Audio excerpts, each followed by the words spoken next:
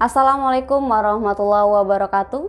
Sumeko News kembali hadir dengan sejumlah informasi dari berbagai peristiwa yang terjadi di Sumatera Selatan pagi hingga sore hari ini, Selasa 9 Maret 2021.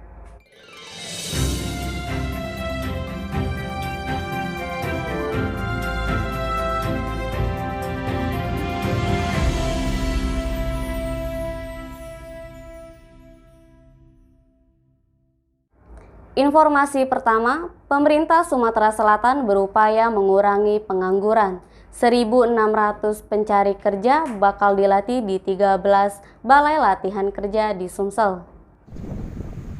Kepala Dinas Tenaga Kerja dan Transmigrasi Sumsel, Koimudin mengatakan, pelatihan digelar tidak hanya di BLK yang berada di bawah pemerintahan saja, tapi juga BLK komunitas yang dikelola secara mandiri oleh sejumlah lembaga. Koimudin mengatakan, melalui pelatihan tersebut, angkatan kerja yang diharapkan memiliki keahlian yang mumpuni, baik saat sebagai pekerja formal di perusahaan maupun non-formal yang mengarah ke kegiatan wirausaha. Angkatan kerja yang terpilih nantinya akan mengikuti pelatihan sesuai dengan bidang atau kemampuan yang dimilikinya.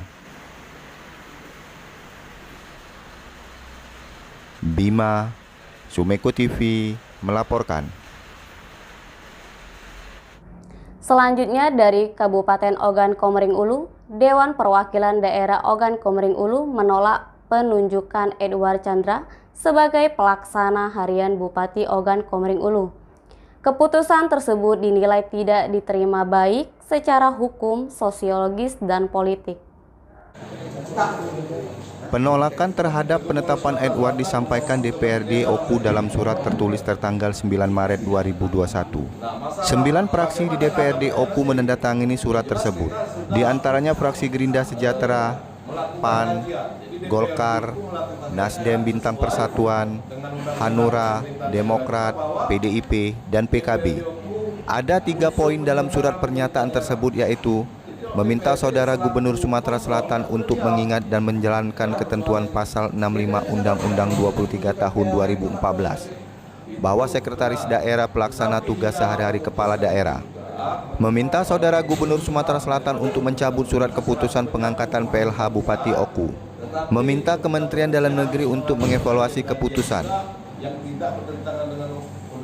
Sementara itu, Gubernur Sumatera Selatan Haji Herman Deru menyangkal kalau keputusan penunjukan PLH Bupati tersebut menyalahi aturan dalam pasal 65 Undang-Undang 23 tahun 2014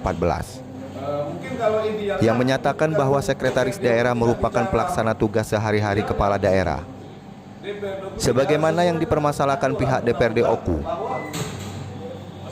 Menurutnya, keputusan tersebut berdasarkan permintaan langsung dari Sekretaris Daerah Kabupaten Oku Dr. Andes Aji Hamad Tarmiji.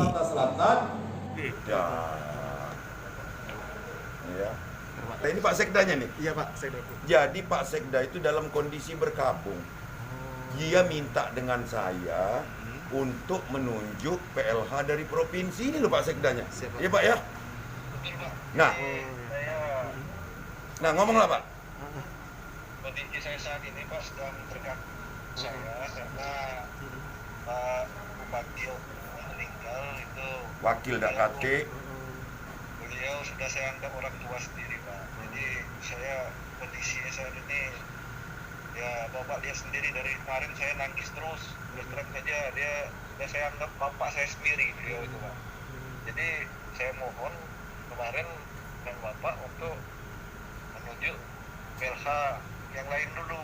Nanti terus terang saja saat ini saya belum siap untuk sebagai PLH karena juga beberapa waktu yang lalu bapak sudah memberikan kepercayaan dengan saya sebagai PLH di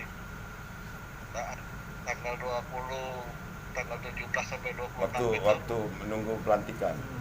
Nah, saya sudah merasakan betapa beratnya untuk sebagai seorang PLH merangkap sebagai Sekda, dan saya saat ini memimpin 10 organisasi yang ada di. Jadi perjelas Pak Sekda bahwa Pak Sekda yang mohon dengan gubernur bahwa Pak Sekda minta gubernur menunjuk PLH dari provinsi. Nah, jelasin Pak. Betul Pak. Jadi saya kemarin kan sudah saya sampaikan langsung dengan Bapak waktu kita pada saat upacara itu, saya sudah sampaikan sampaikan, saya mohon dengan hormat, dengan segala kerendahan hati, jangan nunjuk saya. Nah, karena saya sudah merasakan selama 10 hari menjabat sebagai PLH itu, saya sangat sibuk sekali, merangkap sebagai sekda, merangkap sebagai PLH Bupati, wakil Bupati tidak ada, kemudian di samping itu 10 organisasi yang saya empat di Oku ini, Pak. Pramuka, BGRI. Ya, jadi sudah jelas Pak Sekda. Jadi kawan-kawan ini sudah jelas bahwa atas permohonan Sekda Oku, Gubernur menunjuk PLH dari provinsi. Betul sekali Pak, betul. Nah, ini ya. Ya, makasih Pak Sekda. Ya, oke ya, kasih ya. Nah, mana? Dasar mau nggak paham Pak. Beralih ke Kabupaten Banyuasin, gara-gara truk patah as dan 2 truk terpelosok, lalu lintas di KM 53 Jalan Lintas Timur Palembang Betung macet. Antrian kendaraan puluhan kilometer. Kemacetan ini terjadi karena insiden truk patah as rumbung dan 2 truk lagi terperosok di KM 53 Jalan Lintas Timur Palembang Betung, Kecamatan Suak Tape. Peristiwa ini berlangsung beberapa jam lalu lintas sempat lumpuh. Jalan ini satu-satunya jalan penghubung ke provinsi lainnya di wilayah Sumatera. Pihak Kepolisian Lalu Lintas Polres Banyuasin berusaha mengurai kemacetan. Tunda dulu, karena ini sudah terkunci. Bun Bun, Sumek.co melaporkan. Demikian Sumek.co News hari ini. Jangan lupa 3M, memakai masker, menjaga jarak, dan mencuci tangan pakai sabun. Wassalamualaikum warahmatullahi wabarakatuh.